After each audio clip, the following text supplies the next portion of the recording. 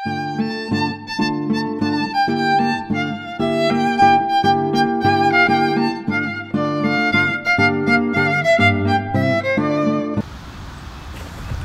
everyone, it's Lada from Astrology.com with your October 2016 horoscopes.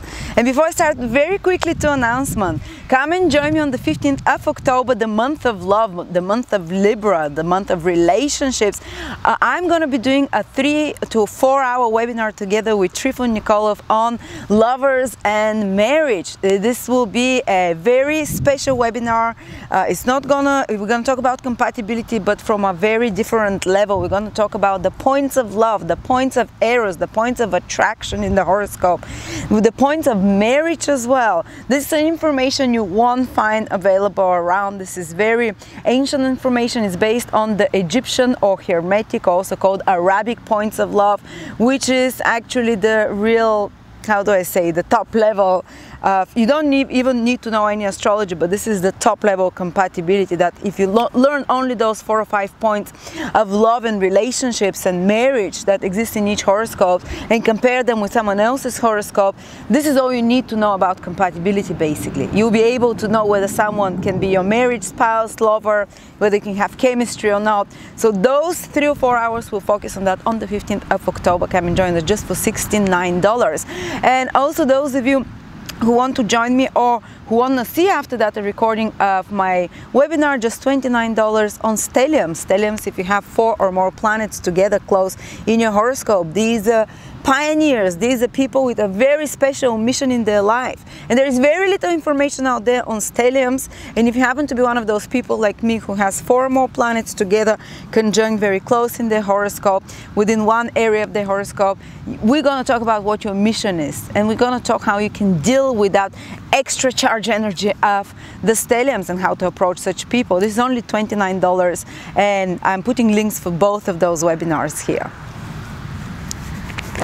Hey Virgo, this is your October 2016 horoscope with me, Lada from Astrology.com, and Mercury is finally moving direct. Your planet is starting to move ahead, and there are no other retrograde planets from the important visible planets from Saturn, Venus, Mercury, Jupiter and Mars. They're all moving ahead, which is very rare. It doesn't happen often that the most important planets, without Pluto, Neptune and Uranus, we don't count those. Not that they don't matter, but they're invisible planets, so they rule the inner world of a person rather than the outer manifestation. So now when all the planets are moving direct, and they've been moving backwards for 4 or 5 months before. I mean, Saturn was moving, Jupiter was backwards. So it means repeating lessons, relearning something, going a bit like on a treadmill, like a hamster, rotating at one, running at one pace, seeing the results and the consequences of our action, re-examining our life, more heavy stuff, requiring extra efforts. But now when all the planets are moving direct, we have the opportunity to also start moving direct and to explore new things, to learn totally new things, to move ahead with opportunities and in areas which are not explored. And those of you who like the old and the familiar, you might feel a bit uncomfortable with that energy that's coming from October. But those of you who like to move ahead, who don't like to be stuck in the past, who want things to get unstuck, oh, October will be so exciting for you. And what's happening? Where can we see new opportunities? Well, there is a new moon, which means new beginnings, sun and moon, male and female joining together in your second house of finances. But there is a new moon in your second house of finances every year. How does it make it different this year?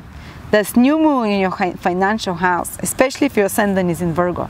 It makes it different because both Jupiter and Mercury will also be in your second house of finances. And Jupiter and Mercury are the 2 planets that, according to ancient Gemini astrology, which is very ancient branch of astrology, that's when, before the Western world had astrology, Gemini existed. It says that when Mercury and Jupiter together are in a sign and aspect a sign together, they bring material physical manifestation to that area. And those manifestations will be real, they're tangible. It's not going to be just opportunity that does not materialize. It's going to be something that you can touch, you can feel. What is it? It's about possessions now. So October, you can gain the possessions you wanted for a long time. You can gain something you consider very valuable and especially beautiful because it's Libra, your second house. You can also gain something of great quality. You can also gain new financial resource. Maybe they can be a new door opening, which especially in October can be the first steps towards that maybe in the long run will bring you a new income, a new source. There might be some promotion that leads to financial increase for you, for example. For some of you it might be some sort of let me see, some sort of, for example, I've seen when Mercury and Jupiter activate someone's second house, more money coming to them. If you have your own business, somehow more money can gain, more orders can come of some sort. Or second house also rules family in ancient astrology. So something good, something that comes to you from your family, something in regards that you've wanted for your family, something that's supportive for your family, something that makes you feel secure, something that makes you feel stable. But second house is very tangible, it's very physical. It brings material remuneration, it brings also stabilizing of finances and family situations. It brings some gains of sort, and the second house is also considered to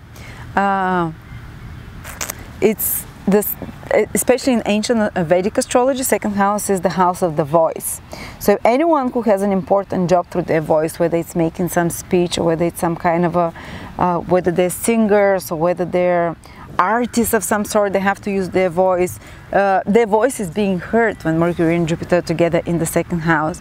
And anything of beauty again, and anything of pleasure and sensual experience are again the second house. So Jupiter and Mercury there in the second house can not only bring some financial growth and opportunities for you, but it can also bring you sensual experience like good food, buying good clothes, acquiring beautiful possessions that you enjoy, going to places that have stunning views as well and enjoying that. The five senses, indulging of those five senses, being also more sensual and more grounded. Okay, so opportunities for financial growth there. And also Mercury and Jupiter with their Rashi aspect, it's a special aspect your sixth house as well, Virgos. And sixth house is the house of work and duties and responsibilities. So you can receive some kind of opportunity in regards to work. If you're looking for a job to get employed, Jupiter and Mercury can trigger that opportunity now in October. So send those applications out. If you're looking for an internship to be apprenticed somewhere, send out those applications. You can have a much better chance, especially if your ascendant is in Virgo. And also, let's see, Mars is in, where is it? Mars is in your fifth house. Yes, is it? Yes, exactly, it's in your fifth house, and it's going to be there for 2 months. And this definitely intensifies the competitiveness of a person. People that love sports will really enjoy, those of you who are Virgos and love sports will really enjoy now October and November. Well, Mars is the fifth house, because Mars in the fifth house gives more physical energy, gives more physical drive as well, gives more fun from any kind of competitive games, gives more fun for any kind of physical activity. And you're not going to be doing those physical activities to stay slim or because your dietitian wants or because it's good for your health. No, it's out of fun. Now it's a great time to pick up sport you really like you know, for example, I haven't done sports for so many years, and when Mars was in my fifth house and it stayed there for 3 or 4 months now because it was retrograde in my fifth house from the moon, that was the first time in years I started doing a sport that I really enjoyed, actually playing tennis. So it can be, if you really want to pick up a sport or a hobby that you enjoy, especially something more vigorous, something that's more physical, which is Mars, that's something that requires more energy and effort. Wow, this October and November can be the time. And also, Mars is what we pursue aggressively and with drive and with passion, and fifth house is romantic matters. So a lot of you Virgos might be romantically much more driven, much more kind of after the goal that you want to achieve, and more like driven to pursue fun and to pursue amusements, like to actively pursue concerts and parties and fun, and to all those fifth house which make us feel like a child, which make us feel center stage, that make us feel alive, that make us feel full of vigor and connected to divine excitement and inspiration. Those of you who have any kind of hobby, any kind of creative endeavors, Mars rules creative endeavors. Sorry, the 5th house rules creative endeavors. So Mars there will energize you, will make you actively more pursue those creative endeavors, so even have more willpower to complete those creative endeavors, to put more action and force into those. And even if you're not in any creative business, 5th house is if you have your own business. This is your own business because it's your own baby. And Mars will make you much more active, much more driven in regards to that, much more pursuing oriented, initiative in regards to, and especially because Mars is in Capricorn, is very constructive, so your actions will not be like some crazy chaotic shooting in the dark, just spending your energy uselessly. No, it will give constructive results. If you're spending your energy on your business, if you're spending your energy on creative pursuits, if you're spending your energy on pursuing kind of a sports activities which you find enjoyable, on competitive activities, and your children is also the 5th house. They might be very active, very hectic over the next couple of months. They might demand a lot more of your attention as well. And they might be a little bit unruly because Mars has this unruly, rebellious energy.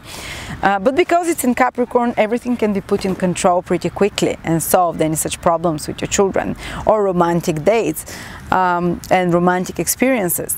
And anyone who is in careers that are creative, whether you're a teacher, 5th house rules teachers, interestingly enough, who have students, who work with children, or even if you have grown-up students, they're again like your children. People that work in drawing, in painting, in writing, in acting, who have their own businesses, Mars in the 5th house really energizes them and brings new ideas to them, creative ideas that they can constructively put into use over the next 2 months. So what else is happening, Virgos? I have another batch of you that I want to give specific days for. Virgos that are born from the 3rd of September till the 7th, 8th of September will be having Saturn for the last time squaring their Sun, Moon or Ascendant. Basically, if you're born the Sun, if you're born from the 3rd of September to around the 7th, 8th of September, Saturn is for the last time squaring your Sun, which means that you you might have Virgo Ascendant or Virgo Moon from 11 to 15 degrees in Virgo. Saturn already was squaring those degrees, so it started maybe about a year ago.